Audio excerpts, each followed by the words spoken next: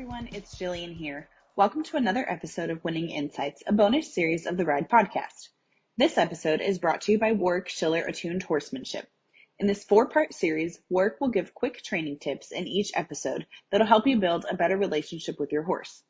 And if you want to learn even more from Warwick, enter our giveaway for a chance to win a free year-long subscription to Warwick Schiller Attuned Horsemanship video library.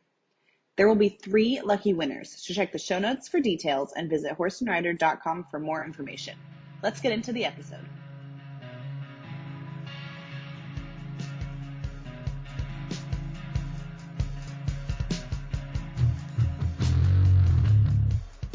G'day everyone, I'm Warwick Schiller and this is another episode of the Horse and Rider Winning Insights podcast.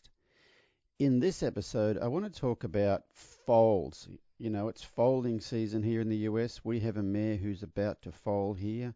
And so I wanted to give people some tips on having the best start for your foal to where what you are doing is not going to cause you problems later on down the line. And probably the biggest thing I want to talk about is getting the draw-drive balance right. And what I mean by draw-drive balance is, think about draw is your horse's attraction towards you, and drive is your ability to move the horse away from you. And if you had 100% draw, that means when you showed up, your horse would run up to you and run into you. If you had 100% drive, when you showed up, your horse would run off in the opposite direction. So neither of those are optimal. You'd like to have it kind of 50-50, but it's very easy with foals to get this wrong. It's very easy to get foals to where they get overhandled and they get pushy and start pushing into us. And then what people have to do is resort to some sort of correction to not have the foal push into them. And that does not help with your later on interactions with the foal. So what I'm going to do here is kind of give you a little bit of a rundown on how I go about things with foals, and it's quite a bit different than I used to. In the past, I used to imprint foals quite a lot. You know, I used to do a lot of handling of them early on, and that does make a very functional horse. Makes a very functional foal.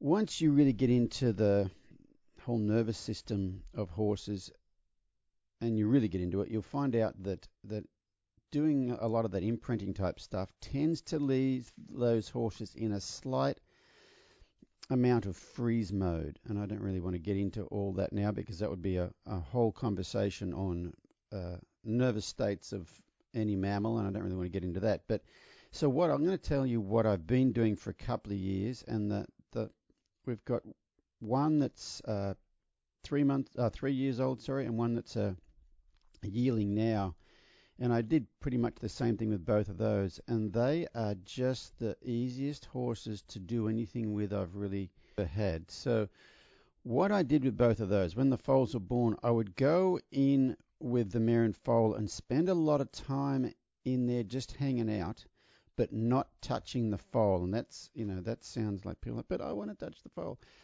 What I allow both of those foals to do is, if they wanted to approach me, they could approach me.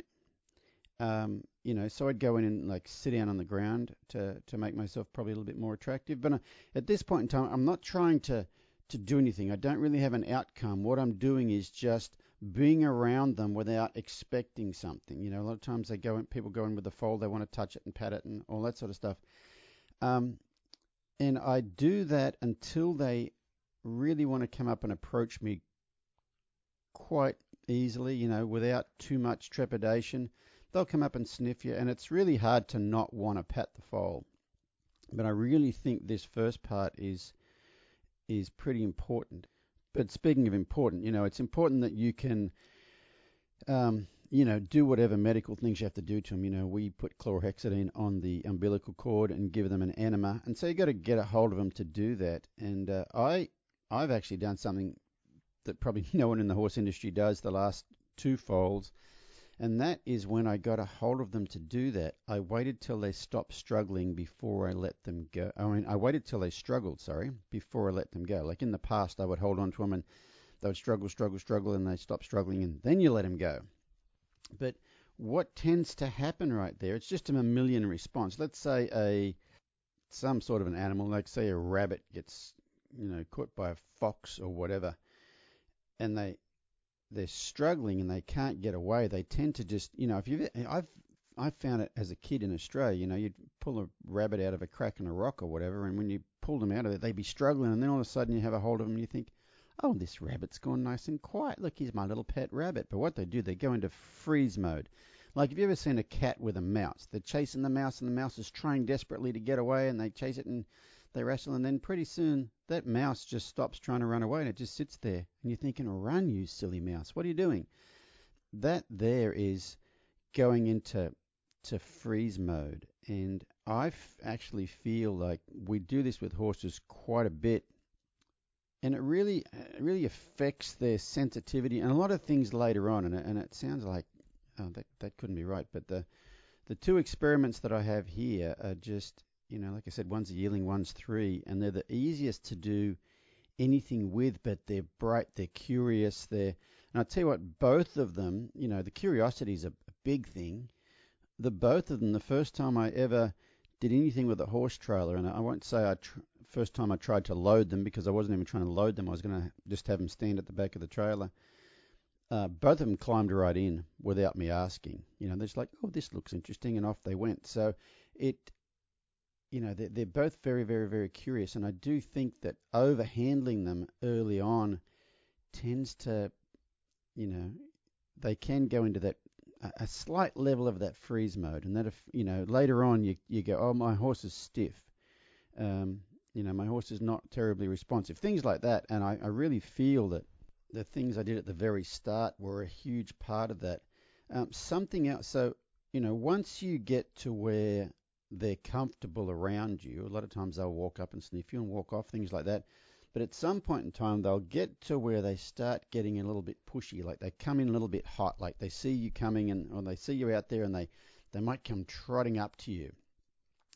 And, they'll get real close, and then they might be pushing on you. The one I had last year, when he first started getting, at this point in time, he'd kind of come up and half rear up at me sort of thing, like they do with their mother a little bit, and then their mother corrects them. But what I don't want to do with foals is do much correcting them, which is saying, no, stop that. Don't do that. Get away from me. Because I think that adds, a lack of connection in there that you end up paying for later on. And so the one that's now a yearling, when he started doing that, what you've got to do is recognize it's about to happen.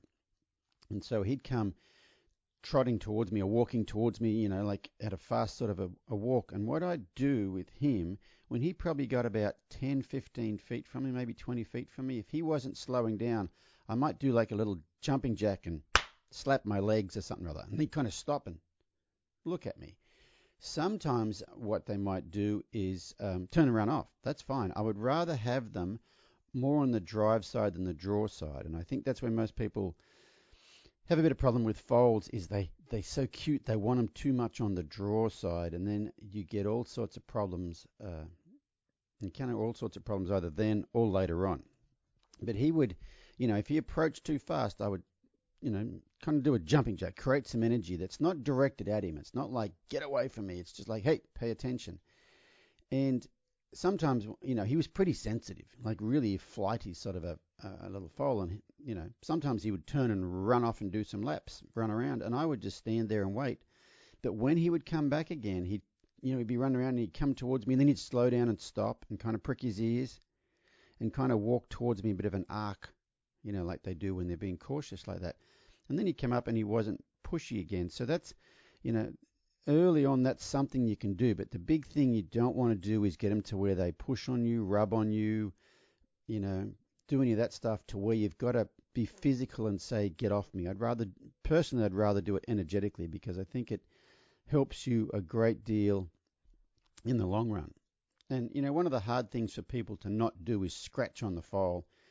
And the foals enjoy it, but if you think about it, the mother doesn't spend lots and lots of time scratching on them. And I think what we can tend to do is teach those foals to push into us. They tend to lean into things that when you're scratching them, and I don't really want them to start leaning into us, because at this point in time it's not a big deal, but when they're 15 hands high and weigh 1,000 pounds, it becomes a big deal.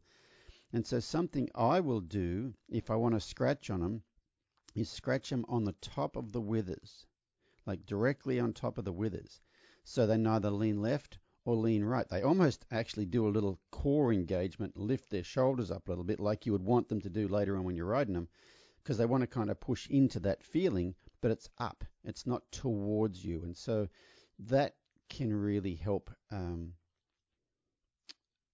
not create any problems and have the human satisfy their urge to pat on the foal. But and another thing they'll probably do is they, at some point in time when they come up to you, they'll get a little bit mouthy. And what I do with horses that are mouthy is just cup my hands like I'm, cupping water or something, and hold it near my body. And as their mouth comes over, I just let their mouth sit in that cup of my hands, and I move my hands around their mouth. And sometimes you're trying to stay out of the way of their teeth, but what they're not doing is biting your clothes, biting your leg, and then you slap them, and then you get this downward spiral from there. And so this is not, I'm not going to give you the whole spiel about how to train the foal, but this very early interactions with them to where they get comfortable around you without getting pushy. So you get quite a bit of draw, but you've still got that drive right there too. I think it really sets the foals up for anything you might do afterwards. The one we've got, the one that's a yearling now, I probably did more of that than trying to teach him anything than the year before that. And the yearling, the first time I ever went to actually, rub him all over his body, like rub him on the head, touch his ears, touch his sides, touch his flank, run my hand down the back of his legs, touch his feet. He just let me do it the first time I ever tried it. And I stayed away from doing that for quite a long time till he was really, really comfortable around me. And I could rub his ear, all those things that you say, oh, my horse doesn't like me to touch his ears, or he doesn't like this, or he doesn't like that.